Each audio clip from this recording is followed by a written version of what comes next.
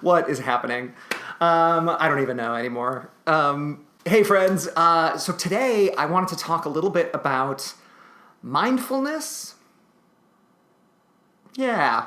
I feel like mindfulness feels intimidating, or it feels like inaccessible, or it feels like this, you've got to be like a monk or like a, yogi, and you've got to be meditating like 6 hours a day or whatever. And it's gotten this sort of like woo-woo, crunchy connotation, even though it's becoming more and more common to speak about mindfulness, even in like corporate settings, which I think is great. I wanted to share my take on mindfulness because I think it might be useful. I don't know. Here's my take on mindfulness. You don't have to be like meditating like 4 hours a day and doing yoga for 3 hours a day and then journaling for 3 hours a day to really be practicing mindfulness. I think all mindfulness is at its core, and there are people who obviously study this and practice it and make whole careers out of sharing mindfulness with folks, and that's amazing. I think mindfulness is really just about checking in with yourself, being mindful of what you're experiencing. And the trick to that, I think, is allowing yourself the space to do that without judgment. We are trained to judge our feelings. We are trained to judge our experience. Frankly, culturally, we're trained to judge everything as right or wrong, good or bad, positive or negative. You should do this, you shouldn't do that. There's like all these boxes that you've got to fit into. And that starts to seep in to our insides. I feel like we're raised, many of you had parents, most of us did in some way, shape, or form, or people who raised us. And so we learned lessons from them. We learned lessons from our family. We learned lessons from school, our peers, our teachers, our siblings, the media, certainly. All of that influences us. And one of the things that does is it teaches you that there's like certain boxes that certain people have to fit in. There's certain ways of being that are good and certain ways of being that are bad. And then all of a sudden that osmotically, we absorb all that like a sponge. Certainly as children, we're sponges, right? We're just taking in information about the world. Where do we fit in? What are the rules of this world? How do I fit into this world? I'm going to talk a lot more about that because I think identity and our experiences growing up are very powerful and have a big piece to play, obviously, and then how we are as adults, or the rules we suddenly find ourselves living by as adults. So thinking specifically about your internal experience, we are really hard on ourselves. We are really judgmental. Sorry, spoiler alert. We are really judgmental about what we feel like we're allowed to feel, what we feel like we're allowed to experience internally, and what we're not allowed to. And I don't think that's helpful. In some cases, it can be harmful. And in the best case, it just isn't really serving you. Practicing mindfulness is an opportunity to step away from that judgment and allow yourself to really observe what you are experiencing without judgment. Imagine if NASA, right? I'm a rocket fan, as you can probably tell from my logo and everything about me. I'm a space nerd, all of that. So imagine if NASA was like, we're going to launch a rocket, but we don't want to see the data about how our rocket performs in testing before we launch it. We don't really want to know. Some of that, it might be bad, and we don't want to look at that, right? What's going to happen when you launch a rocket? Maybe some not good things. So if you do that for yourself, if you're like, I don't really want to know what I'm really feeling, I don't really want to know what I'm really experiencing, you're not going to have accurate data. So this is the core. Now we're at the crux of the thing. For me, mindfulness is just data collection. I know that may sound boring, but I think it's really exciting.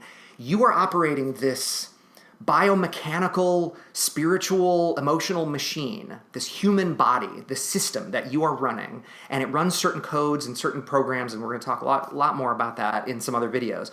But imagine you're piloting this machine, and in order to know what actions you're supposed to take, you have to know what data you're receiving. If there's a grumbling in your stomach, that might tell you you're hungry.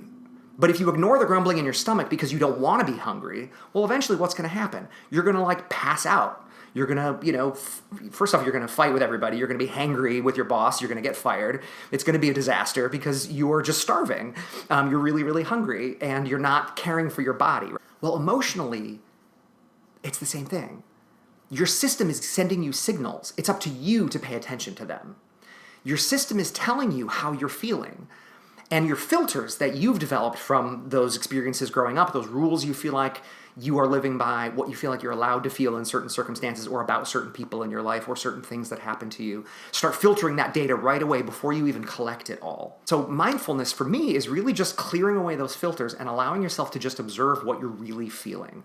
Am I feeling sad? Am I feeling angry? Am I feeling excited? Am I feeling happy? Am I feeling guilty? Am I feeling shame? Am I feeling thrilled? Judgments that we hold on to about our feelings really don't serve us, usually. They get in our way.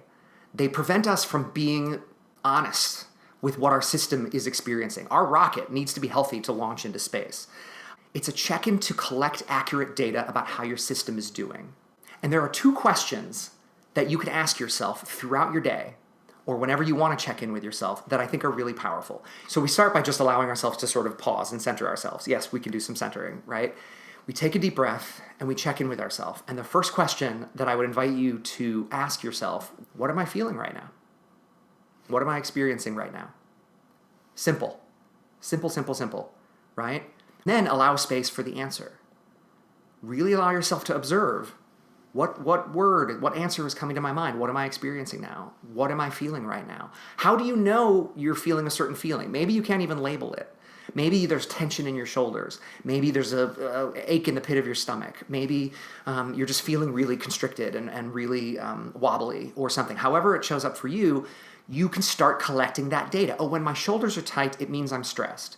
When I have a headache, it means I'm overwhelmed. Whatever that may be, start getting used to observing the somatic signals, the physical signals, the thoughts that are coming up for you. That will tell you what you're feeling or what you're experiencing. So question number 1, what am I feeling or what am I experiencing? Then question number 2, it's really simple. What do I need? Right? What does the data that I just collected tell me about what my system needs? I know that I'm feeling really stressed right now. There's tension in my shoulders. I've got a pit in my stomach. It's feeling really anxious. I'm all tied up in knots. Okay, I have now collected that data. What do I want to do with that information now?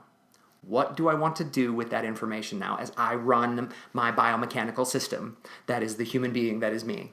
Allow yourself to be honest. Allow yourself to step aside from the judgment. Replace that judgment with some curiosity. You can explore, why am I feeling really stressed right now?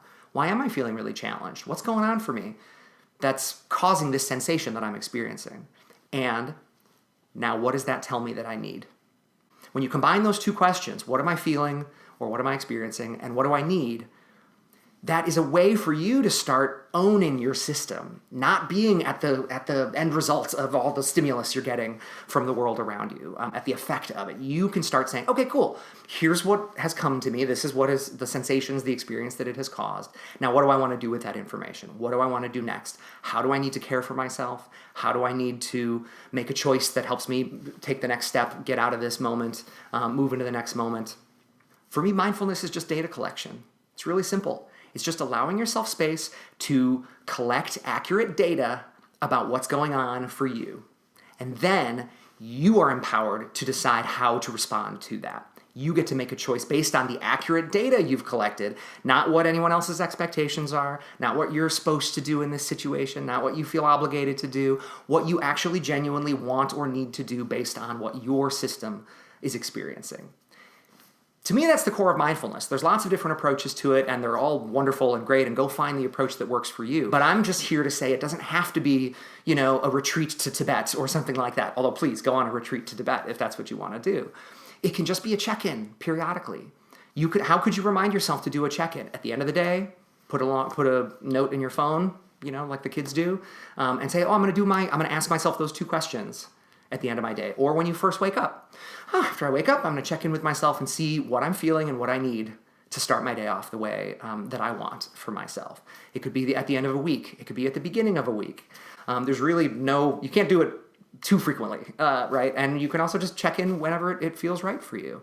And that's really the beginning of a powerful way of being, I think, a way that puts you in charge of caring for your system. Kind of quiets the noise, allow yourselves to just center and be present with what you're experiencing and how you want to, what you want to do in response to that. So that's my tips on mindfulness. Let me know if you have any thoughts. I'd love to hear them. Hope you're having a great day.